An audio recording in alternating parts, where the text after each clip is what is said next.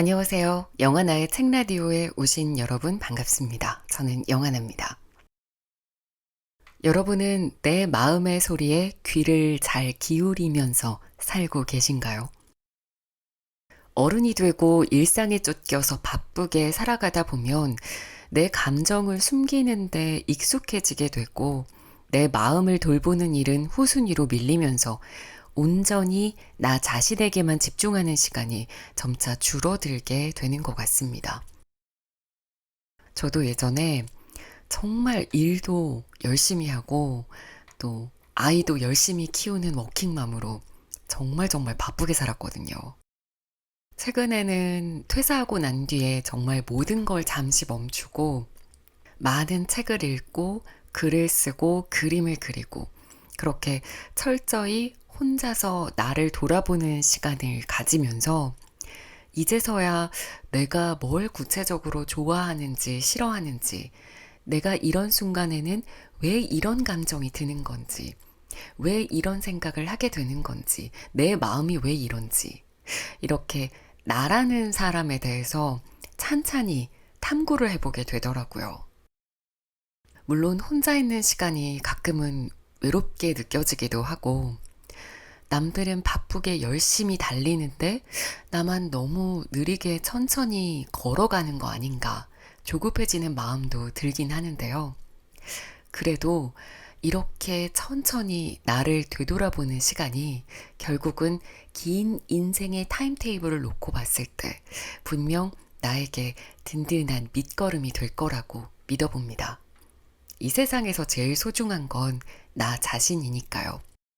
우리 구독자 여러분께서도 내 마음에 좀 더 집중하고 나 자신을 좀 더 신경 쓰는 그런 한 해가 됐으면 좋겠습니다. 오늘은 44번째 책을 소개해 드리는 날입니다. 오늘의 책은 섬에서 그린 악보입니다. 저자는 데뷔 6년차 가수로 현재 동주라는 이름으로 제주도에서 음악 활동 중인 뮤지션인데요. 사실 제가 저자와 오래전에 만났던 인연이 있어요. 2018년, 그러니까 6년 전이네요. 제가 YTN 라디오 개국 10주년 특집 공개 방송을 했었는데, 그때 이 동희님이 속해서 활동을 했었던 그룹이 그 공개 방송에 출연을 해서 그걸 계기로 처음 만났었습니다. 라이브 실력이 너무 좋았던 팀이라 인상적이어서 제 프로그램 스튜디오 생방에도 한 번 더 초대를 했었고 그 인연으로 인스타그램 마파를 하고 간간히 소식을 보고 있었는데 얼마 지나지 않아서 그룹이 해체를 했다는 걸 알게 되고 개인적으로 너무 안타까웠거든요. 그러다 지난해 말 12월에 이 동희님이 이 책을 텀블벅 펀딩한다는 소식을 접하고 응원하는 마음으로 저도 펀딩을 했고요. 그 책이 펀딩에 성공을 해서 이렇게 세상에 나오게 된 겁니다. 이 책은요, 팀 해체로 인해 평생 꿈이었던 가수 생활이 무산되면서 도망치듯이 갑작스럽게 제주도에서의 삶을 시작한 저자의 솔직한 이야기들이 담겨 있습니다. 한 사람의 지극히 사적인 에세이지만 아마 자신이 이루고자 하는 꿈을 향해 다양한 방식으로 힘든 현실을 버텨내고 있는 모든 사람들의 이야기이기도 할 텐데요. 그 솔직한 자기 고백적 이야기가 제주라는 아름다운 풍경을 배경으로 펼쳐지면서 잔잔하게 위로를 건네주는 책입니다. 그럼 지금부터 저와 함께 책 읽어보실까요?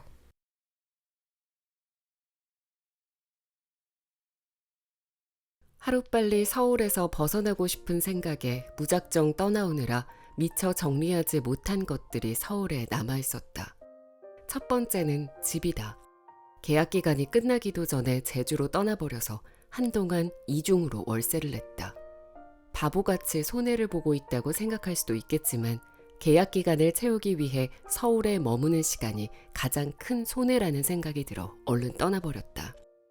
그 외에도 정리할 것들이 있어서 제주 생활 초기에는 서울에 갈 일이 종종 생겼다. 낯선 섬에 온 지 아직 한 달밖에 되지 않았을 때는 제주에서 서울로 가는 이동조차 서툴렀다. 어느 날은 충분히 여유를 두고 출발했는데도 버스 시간을 잘못 확인해서 공항에 늦게 도착해버렸다.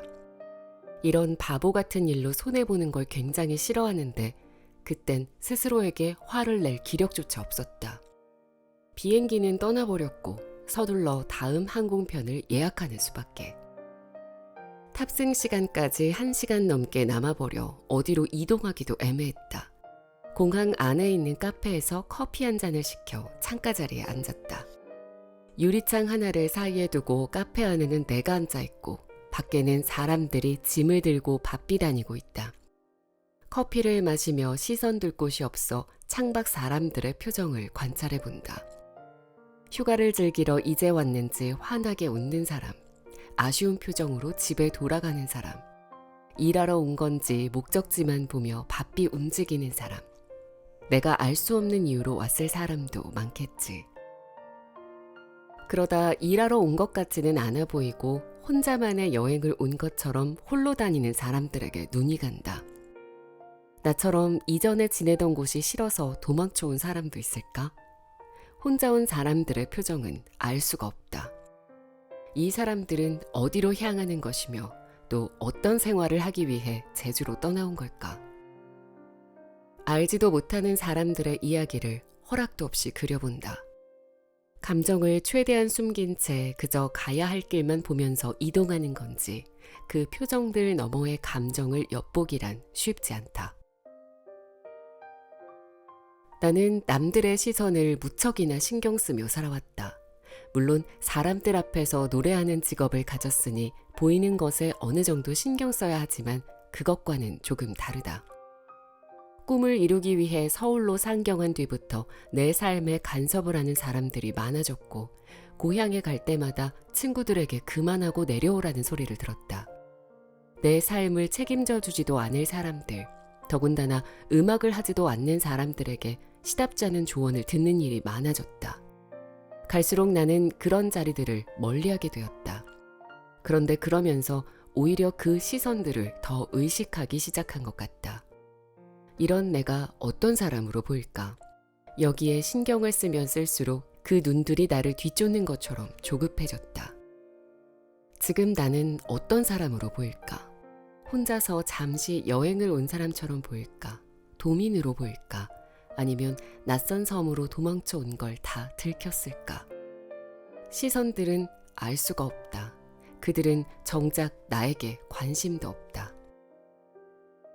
서울 일정을 마치고 제주공항에 다시 도착했을 땐 해가 진 지 오래되어 공항 바로 앞에 야자수도 보이지 않았다. 어둠으로 가득한 와중에 보이는 건 신호등과 택시들 뿐. 몸도 마음도 지쳐 정류장 뒤편에 앉아 오려면 한참 남은 버스를 기다리며 또 사람들을 구경했다. 이곳에는 나를 아는 사람이 없다. 그런데도 나는 왜 낯선 사람들을 구경하면서 그들의 시선을 의식할까? 정말 중요한 내 마음은 의식하지 못한 채 다른 사람들의 관심 없는 시선만 의식하며 쓸데없는 시간을 보내고 있는 건 아닐까?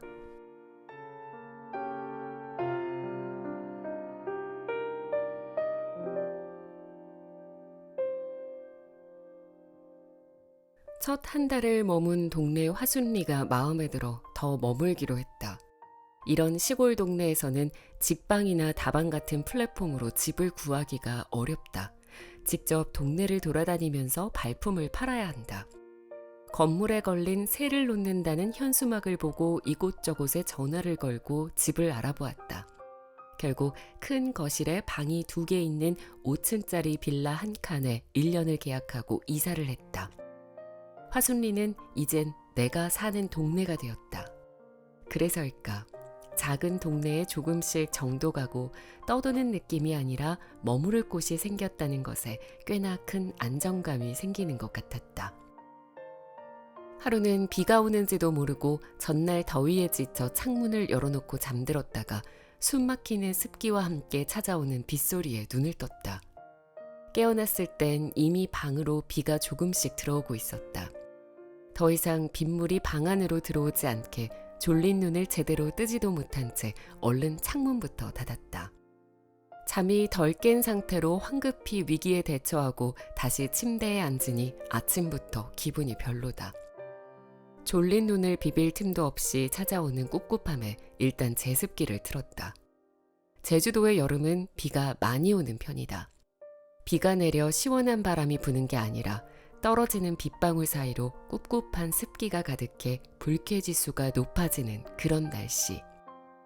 나는 온몸을 굳게 만드는 겨울철 추위에도 약하지만 오늘같이 덥고 습한 날씨엔 더 취약하다. 짜증도 많이 날 뿐더러 온몸에 힘이 빠져 기운이 없어진다. 거실로 나와 창밖을 슬쩍 보니 하늘은 온통 먹구름으로 뒤덮여 있고 차들은 아침부터 라이트를 켜고 다녔다. 제습기를 한참 틀어도 꿉꿉함이 사라지지 않았다. 그래서 기분이 여전히 별로다. 날씨가 서운해서 착을 등진 채로 아침 식사를 준비했다. 날씨가 입맛까지 홀라당 훔쳐갔는지 절반도 먹지 못하고 수저를 놓았다. 입맛도 없고 배도 부르지 않다. 그렇다고 먹고 싶은 게 있는 것도 아니고 하고 싶은 것도 없다. 그런 하루의 시작이다. 애써 이겨내고자 찬물로 세수를 해본다. 시원한 물에 손을 대니 일단 정신이 번쩍 들었다.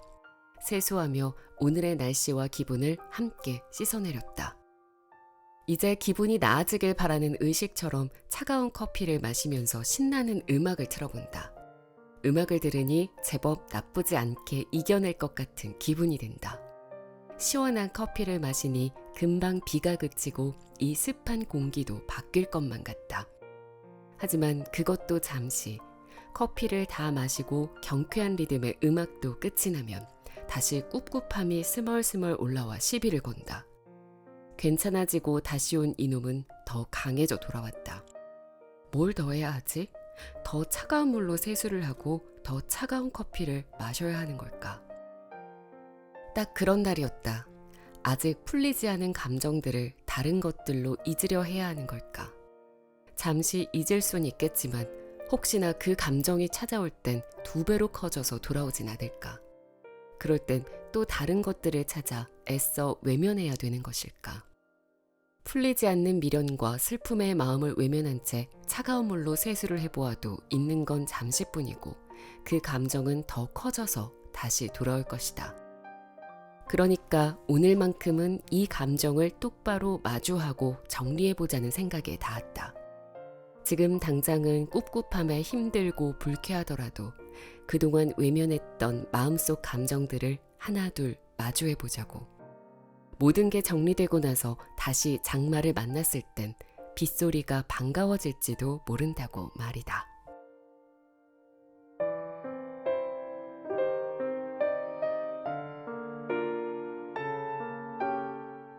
군 생활을 6개월 정도 했을 때였나 흰머리가 난 걸 알게 되었다.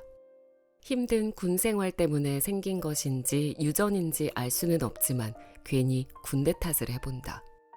전역을 한 뒤로도 반년에 한 번씩은 새치 염색을 했는데 요즘은 주기가 더 짧아져 3개월에 한 번씩 하는 듯하다. 머리카락이 짧을수록 머리에 하얗게 피어난 새치가 더 도드라져서 얼른 염색을 해야 창피한 흰머리를 감출 수 있다. 이렇게 자주 염색을 하다 보니 매번 미용실을 가기는 금전적으로 무리가 되어서 이제는 가까운 약국이나 다이소에서 새치 염색약을 사서 집에서 셀프로 하는 편이다. 처음 혼자서 염색을 할 때는 서툴러서 염색약이 바닥이나 욕실에 묻었다. 이제는 능숙하게 염색약 안에 동봉된 비닐을 목에 두르고 머리카락에 염색약을 골고루 바른다. 염색약을 바르고는 15분에서 20분을 기다려야 하는데 이 시간이 정말이지 애매하다. 염색약을 바르고 무언가를 할 수가 없기 때문이다. 나는 20분 남짓한 이 시간을 그저 멍하게 보내는 편이다. 알람을 맞춘 다음 의자에 앉아 창밖을 바라보다 짧은 생각에 잠기기도 한다. 주변에서는 내가 이렇게 자주 염색을 하는지 아무도 모른다. 흰머리는 내가 이상한 포인트에 부끄러워하는 몇 가지 중 하나다. 나이 들어 보이는 게 싫은 건지 미용에 관심 없는 아저씨처럼 보일까봐 그런 건지는 모르겠다. 어쨌든 새치가 조금이라도 보이면 바로 염색을 해버리기 때문에 얘기하기 전까진 내게 새치가 있는지도 모를 사람이 대부분일 것이다.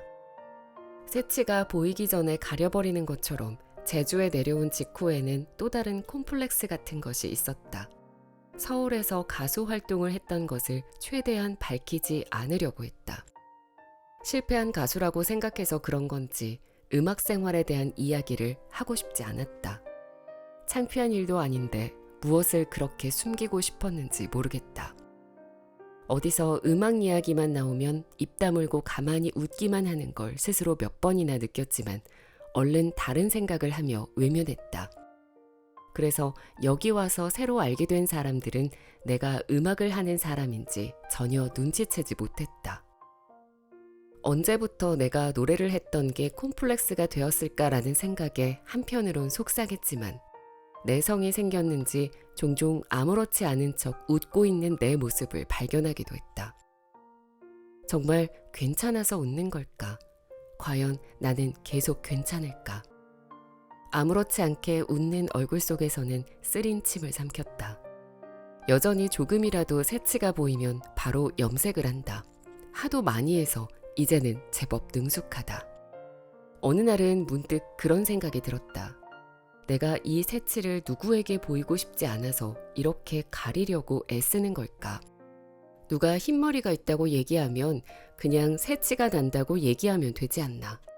사람들은 그런가 보다 하고 넘길 것들을 왜 나는 크게 생각해서 스스로를 피곤하게 만드는 걸까? 어떻게 보면 별것도 아닌 것을 어떻게든 숨기려고 하는 내 모습이 우습고 바보 같다. 이제는 스스로를 마주하고 솔직하게 인정하고 또 사랑해줘야겠다. 그런 시간들이 지나면 언젠가 다른 사람들의 사랑을 받을 마음의 준비도 되지 않을까. 여기 제주에서만큼은 사람들에게 내가 보이고 싶은 모습이 아닌 나 자신을 보여주고 싶다.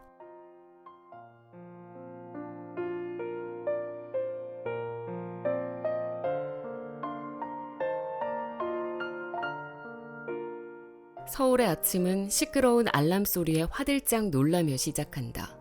조금이라도 더 자기 위해 빠듯하게 맞춘 기상시각. 기분 나쁘게 잠에서 깨면 정신을 차릴 틈도 없이 준비해서 일단 밖으로 나가기 바쁘다. 허투루 시간을 쓰면 안 될 것만 같은 바쁜 하루 일과는 지하철을 향하며 시작된다. 지하철 안에는 나 같은 사람들이 많이 있다.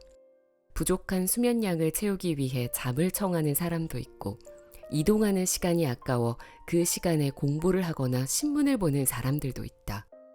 나도 그날 연습해야 할 음악을 들으면서 이동한다. 도착 시간에 딱 맞춰 지하철에서 내리면 그때부터 목적지까지는 항상 빠른 걸음으로 다니기에 주변을 돌아볼 겨를이 없다. 제주에 와서 가장 달라진 게 무엇인지 물어본다면 나는 매일 아침에 눈을 뜨는 순간이라고 얘기하고 싶다. 제주에서의 아침은 서울과 정반대다. 처음엔 서울에서 그랬던 것처럼 알람을 맞춰놓았다. 그런데 항상 그보다 일찍 일어나서 알람이 필요가 없어졌다. 창문 커튼 사이로 살랑거리며 들어오는 바람과 제잘거리는 새소리에 눈이 사르르 떠지기 때문이다.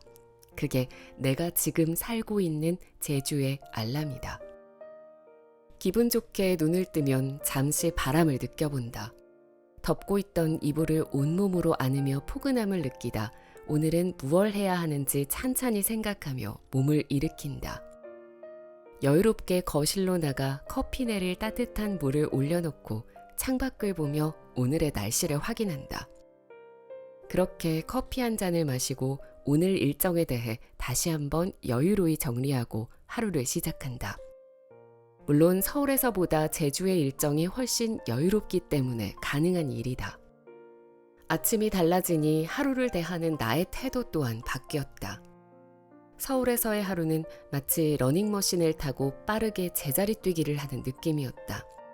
반면 제주에서의 하루는 산과 바다가 눈앞에 펼쳐진 주변을 천천히 걷는 산책과도 같다. 한 가지 목표만 바라보고 정신없이 뛰던 나의 삶은 숨차면 근처 벤치에 앉아 쉬기도 하고 주변을 돌아보며 감상도 하는 생활로 변했다. 어떤 생활이 미래의 나에게 더 좋은 결과를 가져올지 혹은 어떤 변화를 가져올지는 모르겠다. 하지만 나에게 필요한 건 지금과 같은 아침으로 여는 하루인 것 같다. 전과 달리 이제는 확실하게 안다. 내가 가야 하는 목적지가 어쩌면 바로 근처에 있을 수도 있다는 것이다. 정확히 어떤 욕심이었는지도 모르겠지만 저 멀리에 있는 목표에 도달해야 한다는 마음은 서울 생활을 더 조급하게 만들었다.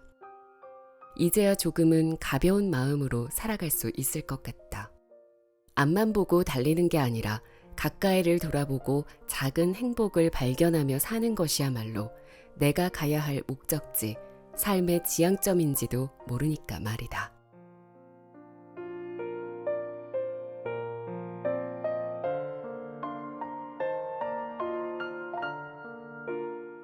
서울의 지하철 3호선을 타고 가다 보면 옥수역에서 압구정역으로 넘어가는 길목에 창밖으로 한강이 보인다.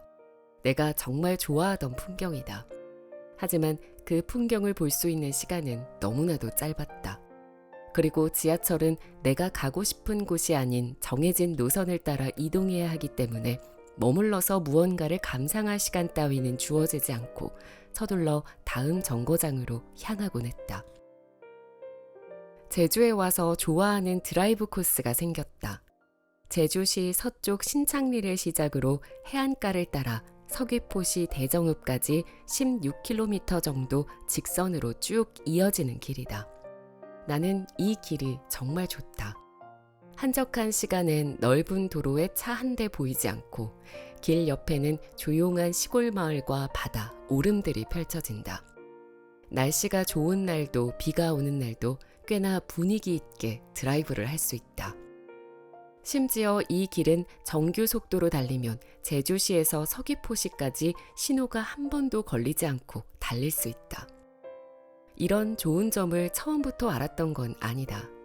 전에는 앞차의 속도나 뒤에 따라오는 차들의 속도에 맞추다 보니 어떨 땐 빠르게 또 어떨 땐 느리게 달려서 몇 번이나 신호가 걸렸다. 룸미러와 사이드미러 보기에 바빠 당연히 주변 풍경을 볼 새도 없었던 것 같다. 곁눈질하며 오락가락 멈추다 서다 하는 게 드라이브만은 아니었다. 내 생활도 같았다. 마음이 급해 서두르는 날들의 연속. 남들의 속도에 맞춰 내 주변은 볼 여유도 없이 살았던 건 아닐까.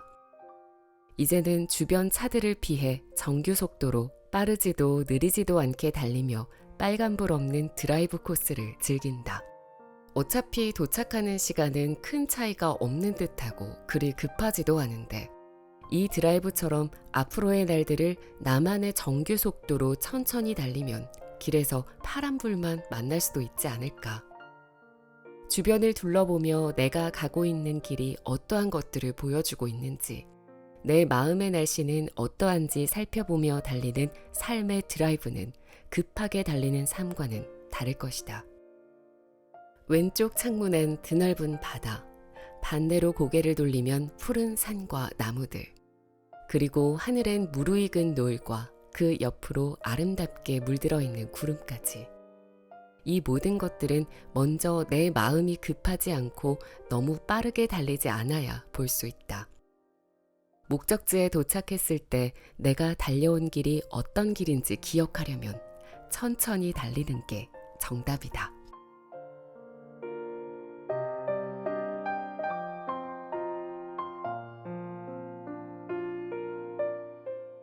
내 쇼핑의 80%는 식료품이다. 특히나 마트에서 장을 보고 나오면 장바구니 안에 온통 안주거리와 술뿐인 경우가 많다. 마트에 들어설 때는 보통 식품 코너, 그 중에도 육류, 해산물, 주류 쪽에 주로 머문다. 과일이나 채소 코너는 거의 가지 않는 편이다. 해산물 코너로 향하는 길에 있으면 잠깐 훑어보는 정도일 것이다. 하루는 평소처럼 관심 없이 채소 코너를 지나치는데 이상하게 눈길이 가는 과일이 있었다. 싱싱한 과일들과는 조금 떨어져 한 곳에 모여있는 할인 품목 과일들. 그 과일 사이로 많이 익은 까만 바나나가 눈에 띄었다. 먹을지 안 먹을지는 모르지만 가격이 만만해서 한 송이를 집어들었다. 집에 돌아와서는 이상하게 눈길이 가던 까만 바나나부터 한 입 베어 물었다. 달콤했다. 과일을 즐겨 먹지 않는데도 홀린 듯 바나나 한 송이를 1시간도 채 되지 않는 사이에 껍질만 남기고 모두 해치워버렸다. 다음번에 장을 보러 갔을 때는 가장 먼저 과일 코너로 향했다. 나로서는 참 이상한 일이다. 까맣게 익은 바나나가 있는지 찾아보았지만 보이지 않아서 아쉬운 대로 샛노란 바나나 한 송이를 사서 집으로 돌아왔다. 그리고 기대하는 마음으로 바나나를 베어 물었는데 어라? 막상 먹어보니 실망스러웠다. 맛이 없다기보다 내가 생각한 그 맛, 까만 바나나 맛이 나질 않았다. 그제야 나는 내 취향이 너무 익어버려 상품 가치가 떨어진 세일 상품들 사이에 있는 까만 바나나라는 것을 알 수 있었다. 언젠가 누군가를 좋아했을 때의 일이다. 우리의 감정의 시간은 매우 다르게 흘렀다. 그 사람에 대한 내 마음은 까만 바나나처럼 다 익어버렸는데 상대방은 아직 샛노란 바나나 같았다. 혼자서 너무 익어버린 내 마음을 상대방이 부담스럽게 느껴 외면당했던 적이 있었다. 연애를 많이 해보지 않았던 내게는 작지 않은 상처였다. 그 뒤로는 마음이 이미 익었어도 그걸 애써 감추게 되었다. 나도 상대방과 같은 속도인 척 한 것이다. 하지만 나는 연기에 소질이 없어서 불편한 게 아닌 척 하다가 오히려 관계가 더 어색해져 갔다. 결국 돌아오는 건 마음고생뿐이었다. 이런 시간들이 지나고 나서는 애써 숨기지 않고 표현하기로 했다. 이러나 저러나 마음고생하는 건 똑같다면 있는 그대로 행동하는 게 나으니 말이다. 이 나이가 되도록 제대로 된 연애를 해보지 못했다. 나의 음악도 아직 빛을 보진 못했다. 그렇게 시간이 흘러 나의 사랑과 음악이 혼자서 쓸쓸히 까맣게 되더라도 나 자신으로서 서서히 익어간다면 누군가는 알아주지 않을까. 애써 남들과 비슷하게 보일 필요는 없다. 까맣게 익어버린 내 모습이 마음에 들지 않는 사람은 지나갈 것이다. 그렇게 하나둘 스쳐가다 보면 어느 누군가는 마트에서의 나처럼 불현듯 눈에 띄는 까만 바나나를 집어가기도 할 것이다. 그리고 달콤한 바나나의 맛을 알게 되겠지.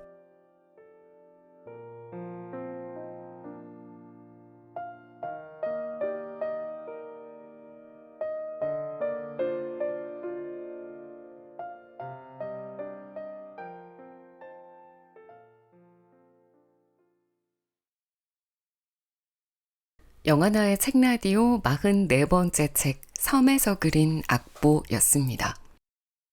정말 누군가의 방 책상 서랍에서 꾸밈없이 솔직하고 담백하게 써내려간 일기장을 꺼내서 읽는 느낌이었고요. 또 제주도의 풍경이 뒷배경으로 더해진 이야기들이어서 아마 제주도를 또 좋아하는 분들이라면 글 속에 묘사된 제주도의 풍경을 상상하면서 읽으셔도 좋겠습니다.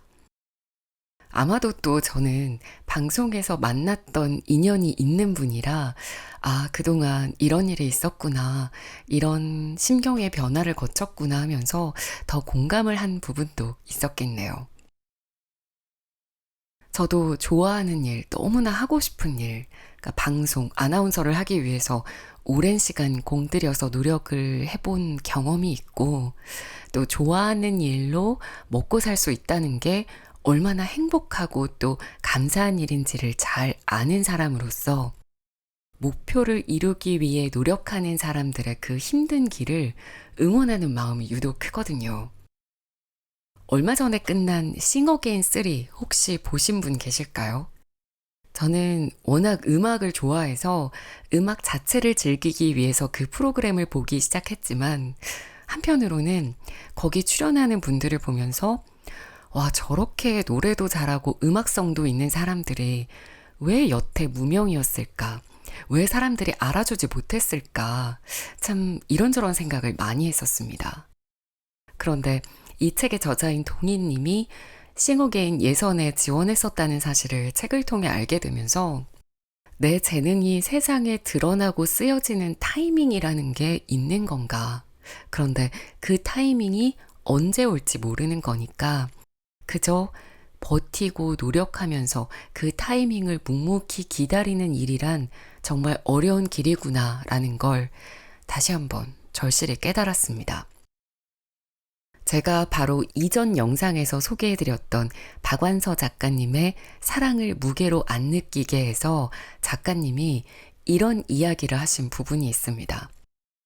차오를 때까지 기다린 것이 오랫동안 글을 쓸 수 있게 만들었다. 경험이 누적돼서 그것이 속에서 웅성거려야 한다.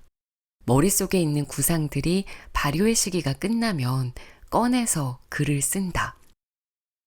누구나 그런 과정이 있어야 하는 건가 봐요. 인생 경험이 어느 정도 차올라서 누적이 되고 그 경험들이 잘 발효되는 과정을 거쳐야만 내 재능을 세상에 내보이게 될 때가 왔을 때 두려움 없이 거침없이 자신 있게 멋지게 꺼내서 쓸 수 있는 게 아닐까 하는 생각을 해봤습니다. 혹시 이 영상을 보고 계시는 여러분 가운데서도 목표를 향해 가는 길이 너무 멀기만 하고 막막하게 느껴지는 분들이 계시다면, 그래서 나를 세상에 멋지게 드러낼 그런 타이밍을 기다리고 있는 분들이 계시다면, 같은 길을 걷고 있는 한 사람의 솔직담백한 고백이 담긴 이 에세이 한 번쯤은 읽어보시기를 추천해 드리고 싶습니다. 네, 오늘 영상은 이렇게 마무리하겠습니다. 다음 영상으로 찾아뵐 때까지 모두들 안온한 나날들 보내시기 바랍니다. 감사합니다. 영화나였습니다.